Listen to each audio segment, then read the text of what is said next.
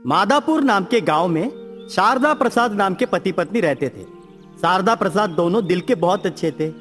गरीब थे, पर अपने बेटे रमेश को गरीब होने का एहसास कभी नहीं दिलाए। पर रमेश हमेशा मन में पैसों का लालच लेकर चलता था। उसको अमीर लड़कों के साथ घूमने का बहुत मजा आता था। जेब में फूटी कौड़ी नहीं होती थी, पर अमीर जादों के साथ घूमते वक्त खुद को अमीर महसूस करता था और उनके सामने डींगे मारने के लिए खुद को अमीर जैसा बर्ताव करता था। कुछ दिनों के बाद उन अमीर लड़कों को रमेश के बारे में पता लग गया, तो वो लोग एक दिन उसे एक बड़े पार्टी में बुलाने के चक्कर में एक बहुत बड़े पब में बुलाए। तब रमेश लॉन्ड्री से किराए कपड़े लेकर सज धज कर पब में आया। सारे अमीर लड़के और लड़कियां रमेश की ओर देखकर हंसने लगे और उनमें से एक लड़का माइक लेकर अनाउंस किया, बॉयज एंड गर्ल्स, मेरी बात गौर से सुनिए। आज जो इतना बड़ा इवेंट होने जा रहा है, उस इवेंट का जितना भी खर्चा होगा वो पूरा हमारा अमीर बाप के इकलौता बेटा रमेश उठाएगा। इतने दिनों से हमारे पास से वो सिर्फ पार्टियां के ऊपर पार्टियां लेता गया, तो उन सारे पार्टियों का हिसाब आज ये देने वाला है।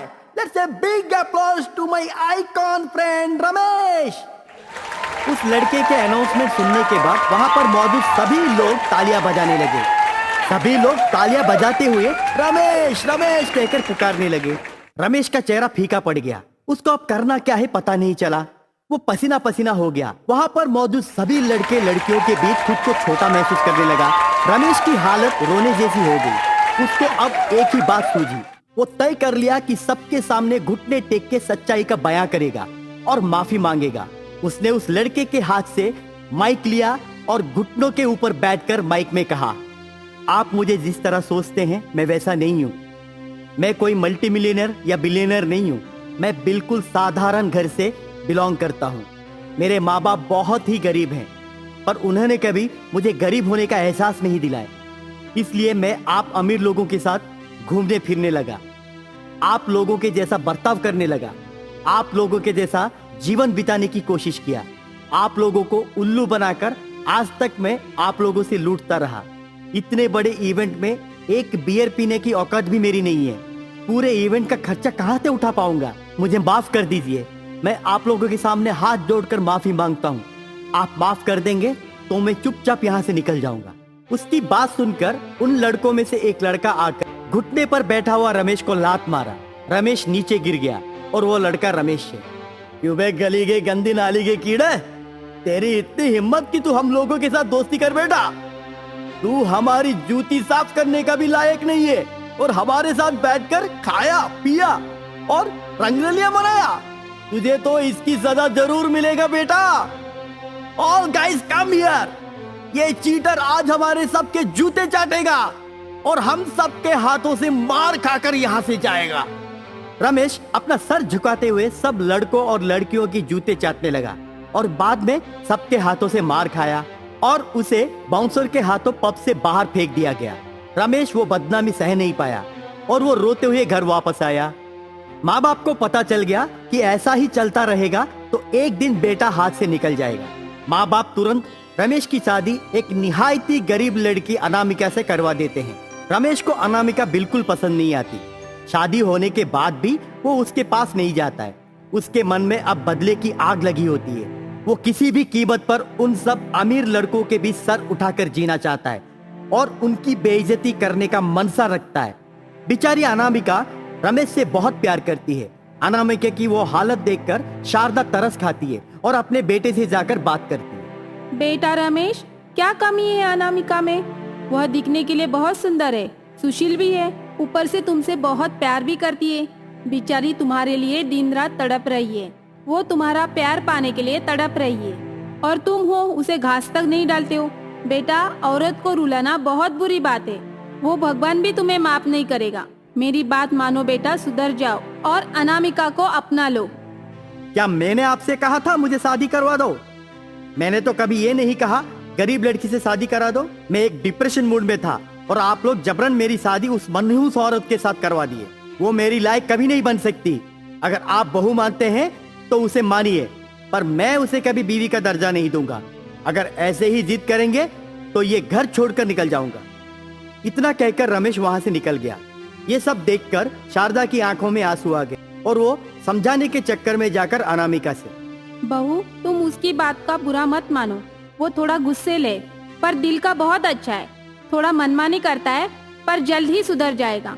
धीरज धरो, वो तुम्हारे पास जरूर लौट आएगा। मेरे ऊपर यकीन करो। तब अनामिका अपने सास से, माँ जी, मैं उनसे बहुत प्यार करती हूँ। मैं उनकी राह जिंदगी भर देखूंगी। मरते दम तक उनसे प्यार करती रहूंगी। चाहे वो मुझसे प्यार करे या ना करे, मैं उनके लिए सदा भगवान से प्रार्थना करूंगी। उनकी सारी मनोकामनाएं पूरी हो। अनामिका इतना कहकर रोते हुए वहां से निकल जाती है।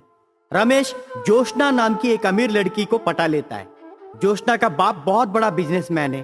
वो जोशना से शादी करता है और वो उसको लेकर उसी पब में जाता है जहाँ पे वो बेइज्जत हुआ था। उस दिन वो पब का पूरा बिल वही भरता है। अब रमेश को पैसों का घमंड चढ़ जाता है। जोशना बड़े बाप की बिगड़ी हुई औलाद है। वो अय्यासी में डूबी रहती है। जोशना के कहने पर रमेश अनामिका के पास आकर डिवोर्स की मांग करता है। अनामिका बिना कुछ बोले हंसते हुए साइन कर देती है। रमेश अनामिका से, देखो अनामिका, मेरी जिंदगी तुमसे पूरी अलग हो गई है। तुम चाहो तो किसी और के साथ शादी कर सकती हो। मैं तुम्हें ना रोकूंगा ना टोकूंगा। कितने दिन तुम ऐसी कुंवारी बनकर रहोगे? तुम्हें भी तो कोई साथी चाहिए। मैंने तुम्हें आजादी दे दी है। जाओ, जाकर दूसरी शादी कर लो और आराम की जिंदगी जियो। शादी आपके लिए खेल हो सकता है, मेरे लिए नहीं। आपकी खुशी के लिए मैंने आपको डिवोर्स दिया है, पर मेरे लिए आप मेरे पति ही रहेंगे। मैं मरते दम तक आपसे प्यार करती रहूंगी और मरते दम तक आपका इंतजार करूंगी, पर आपकी खुशी के बीच कभी नहीं आऊंगी। मैं यही आपके माँ जी बापूजी के साथ रहूंगी। आपको आपकी नई जिंदगी मुबारक हो।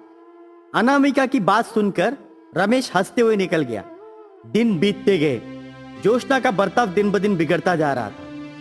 वो रमेश को बिल्कुल भी परवाह नहीं करती थी। एक तरह से रमेश उसके घर में घर जमाई कम नौकर ज्यादा बन गया। जोशना अपने सारे दोस्तों को घर पर बुलाकर दिन रात पीती रहती थी। कुछ दिन के बाद रमेश की हालत ऐसी हो गई, पूरी तरह से उसे घर का नौकर बना दिए। एक दिन रमेश को जोशना के ऊपर गुस्सा आया और वो बर्दाश्त के बाहर होकर जोशना के ऊपर हाथ उठाया। जोशना का बाप अपनी बेटी के ऊपर हाथ उठाते देख अपने घर के सारे नौकरों से रमेश की खूब पिटाई की। तब जोशना रमेश के मुंह पर लात मारते हुए बोली, गंदी नाली के कीड़े, तेरी इतनी हिम्मत, मुझ पे हाथ उठाया? तुझ जैसे फटीचर लोगों को घर में घुसने ही नहीं देना था। वो मेरी गलती है। मेरे घर के नौकरों की भी हैसियत नहीं है तेरी। मैं तुझ पे थूकती हूँ। दफा हो जा मेरे नजरों से। आज के बाद मुझे दिखाई दिया तो तेरी जान ले लूंगी। जोशना अपने नौकरों के ओर देखकर, ए सुनो, इस कमीनी को घर से बाहर निकाल दो। आज के बाद ये हमारे घर के आसपास भी दिखाई दिया तो इसे गोली मार दो। उस घर के नौकर सारे रमेश को घसीटते हुए घर से बाहर निकाल दिए। रमेश फटे कपड़ों में खून से लथपथ होकर वापस फिर से घर लौट आया। वो पहले जाकर अपने माँ बाप के पैर में गिरा और रोते हुए अपनी माँ को गले लगाया और रोते हुए अपनी माँ से, माँ मुझे माफ कर दीजिए। मैंने कभी आपकी बात नहीं मानी। मैं आपकी बात मानता तो आज मुझे ये दिन देखना नहीं पड़ता। आज मुझे पता चला जितनी अपनी चादर है उतना ही पैर फैलाना चाहिए। माँ, अनामिका है या चली गई? तब अनामिका घर के अंदर से आई और वो अपने पति के पैर में गिरी। रमेश अनामिका को उठाकर गले लगाया और रोते हुए अनामिका से माफी मांगा। अनामिका, मुझे माफ कर दो। तुमने मेरी आंखें खोल दी। मैंने गटर को तुलसी समझा और तुलसी को गटर। आज के बाद मैं तुम्हें कभी छोड़कर नहीं जाऊंगा। मैंने तुम्हारे साथ बहुत ज्यादती की है। हो सके तो मुझे माफ कर देना अनामिका। मुझे यकीन था आप जरूर लौट आएंगे। वो कहावत है ना, सुबह का भूला शाम को लौट आएगा। वही सच हुआ। भगवान ने मेरी प्रार्थना सुन ली। बस मुझे और कुछ नहीं चाहिए। अनामिका और रमेश दोनों गले लगाए। उस दिन के बाद उनके घर खुशहाली ही खुशहाली थी। रमेश ने अपनी जिम्मेदारी समझ ली और घर की पूरी जिम्मेदारी उसने अपने कंधों पे उठाया। ठीक 1 साल के बाद उनके यहाँ सुंदर सा बालक पैदा हुआ और उन्होंने उस बालक का नाम वेंकटेश रखा और पूरे गांव वालों को बुलाकर उन्होंने दावत दिया। बरहमपुर नाम के गांव में शारदा प्रसाद नाम के पति पत्नी रहा करते थे। वो निहायत ही गरीब थे। 2 वक्त का खाना भी उनके नसीब में नहीं था। उनका इकलौता बेटा रमेश, जो कि 25 साल का हो गया, वो छोटे से प्राइवेट कंपनी में नौकरी करता था। वो इतना बदनसीब था कि उसके हाथों से हर रोज कुछ ना कुछ गलतियां हो जाती थी, जिससे हर महीने उसका तनख्वाह काट कूट के 500 रुपए तक ही आता था। घर वाले उससे हमेशा परेशान रहते थे। बेचारा दिल का बहुत अच्छा था, पर बदनसीबी के कारण उसके हाथों से गलतियां हो जाती थी। कभी तो उसके हाथों से सामान टूट जाते थे, या फिर कभी किसी और की गलतियां इसके सर पर आ जाती थी। एक दिन रमेश रोते हुए अपनी माँ से, माँ, मैं किसी के साथ कभी कोई गलती नहीं की, पर भगवान मेरे साथ हमेशा ऐसा क्यों करते हैं? कभी तो मेरे हाथों से सामान टूट जाता है, या कभी तो किसी और की गलती मुझे भुगतनी पड़ती है। आखिर मैं कौन से बुरे वक्त पर पैदा हुआ हूं माँ? मेरे साथ इतना बुरा हो रहा है। ऐसा ही चलता रहेगा तो एक दिन मुझे खुदकुशी करनी होगी। बेटे की बात सुनकर शारदा रो पड़ी और वो रोती हुई अपने बेटे से, अपना दिल छोटा मत करो बेटा। भगवान के घर देर है पर अंधेर नहीं। हमारी सारी समस्याओं का समाधान एक दिन जरूर मिलेगा। अपने आप के ऊपर नहीं तो उस भगवान के ऊपर तो यकीन रख। वह भोले शंकर एक दिन हमारे जीवन में रोशनी लेकर ही आएंगे। फिर भी मैं कोशिश करती हूँ किसी साधु संत के पास जाकर अपनी समस्या उनके सामने रखूं। मुझे यकीन है जरूर कोई ना कोई हल निकल आएगा बेटा। माँ की बात सुनने के बाद रमेश में थोड़ा हौसला बढ़ा और वो जाकर चैन से थोड़ा सो पाया। अगले दिन शारदा तरह तरह के संत मुनियों के पास जाना शुरू की। समस्या का समाधान उसे कहीं पर नहीं मिला। वो हताश हो गई और उसकी बेचैनी दिन ब दिन बढ़ती गई। वो अपने बेटे को ऐसे निराश रहते देख नहीं सकी। वो भी अपने बेटे की तरह अंदर ही अंदर टूट गई, फिर भी अपने बेटे को दिलासा देती रही। एक दिन आधी रात को वो गहरी नींद में सो रही थी। उसके सपने में एक बूढ़े बाबा प्रकट हुए और वो शारदा को हिम्मत देते हुए कहे, पुत्री शारदा, मुझे पता है तुम अपने घर की हालात को लेकर बहुत परेशान हो। अपने बेटे के बारे में सोच सोच के परेशान हो। तुम्हारा समस्या का समाधान मेरे पास है। तुम जहां पर दर दर भटक रहे हो वो सब तो बस बाबा कहने के लायक नहीं है, बस नाम के बाबा हैं, पर उनके पास कोई समाधान नहीं है। तुम श्रवण नक्षत्र में पैदा हुई हो और तुम्हें ऐसी बहू की जरूरत है जो खुद श्रवण नक्षत्र की होनी चाहिए। अगर तुम अपने बेटे की शादी उस श्रवण नक्षत्र की लड़की से करवा दोगी तो तुम्हारी समस्या का समाधान तुम्हें मिल जाएगा। और वो समस्या का समाधान और कोई नहीं बल्कि पूर्ण चंद्रमा देगी।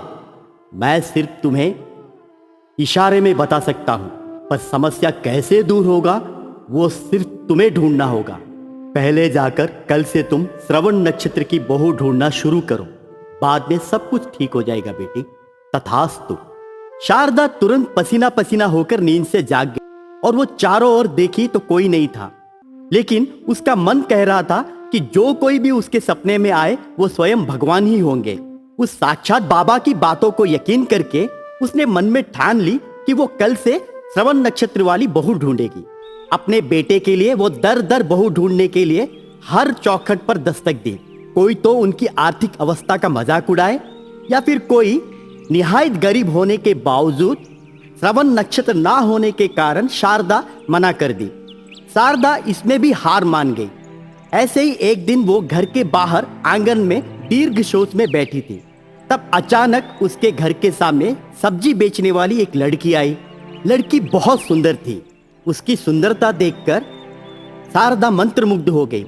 उसको देखकर शारदा तुरंत उससे पूछी, बेटी तुम्हारा नाम क्या है? तो वो जवाब में अनामिका बोली। तब अनामिका शारदा से, माँ जी, आपको कुछ सब्जी चाहिए क्या? पहले ये बताओ तुम्हारी शादी हुई है कि नहीं? शारदा की बात सुनकर अनामिका परेशान हो गई और वो हंसते हुए जवाब दी, मैं सब्जी बेचने के लिए आई हूँ, ना कि यह बताने के लिए कि मेरी शादी हुई या नहीं। वैसे भी मुझ जैसी गरीब लड़की से कौन शादी करेगा माँ जी? क्यों नहीं करेगा? तुम दिखने के लिए इतनी अच्छी हो और मेरा मन कहता है कि तुम श्रवण नक्षत्र की हो। एक बार अपना नक्षत्र क्या है मुझे बता दो बेटी, मैं अपने बेटे से तुम्हारी शादी करवा दूंगी। अनामिका हंसते हुए शारदा से। लगता है आप ज्योतिषी है। मैं बिल्कुल श्रवण नक्षत्र की हूँ। पर आपको कैसे पता चला? वैसे आपके बेटे को देखे बिना मैं उससे शादी कैसे कर सकती हूँ? तुम श्रवण नक्षत्र की हो, बस मुझे उतना ही चाहिए। मेरा बेटा तो एक चांद का टुकड़ा है। तुम उसे पहली नजर में ही भा जाओगी और तुम्हें भी वो भा जाएगा।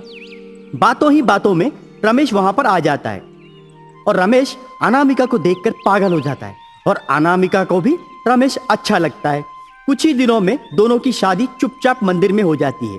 शादी होने के बाद पति पत्नी में प्यार तो बहुत गहरा हो जाता है, पर हालात में सुधार नहीं आता।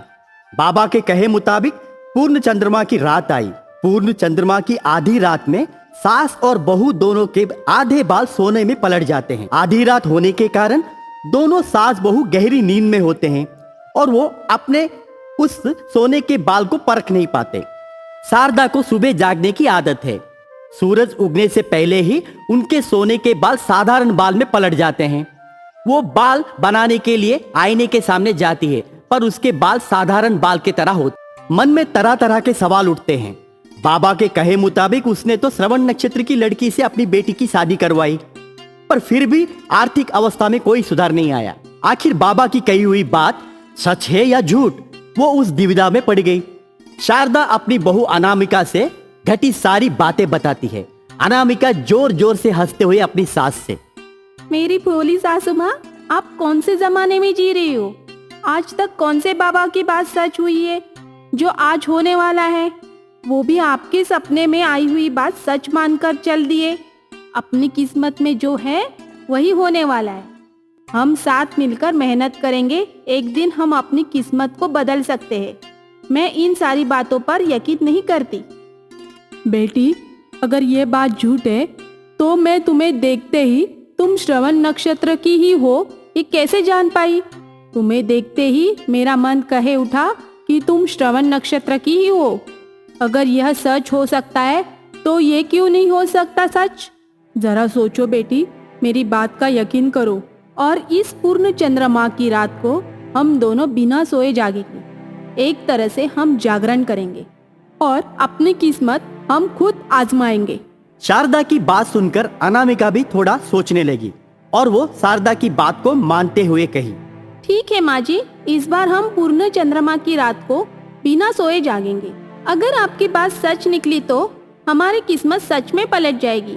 अगर आपकी बात झूठ निकली तो जिंदगी में हम मेहनत को ही अपनी किस्मत मानकर चलेंगे।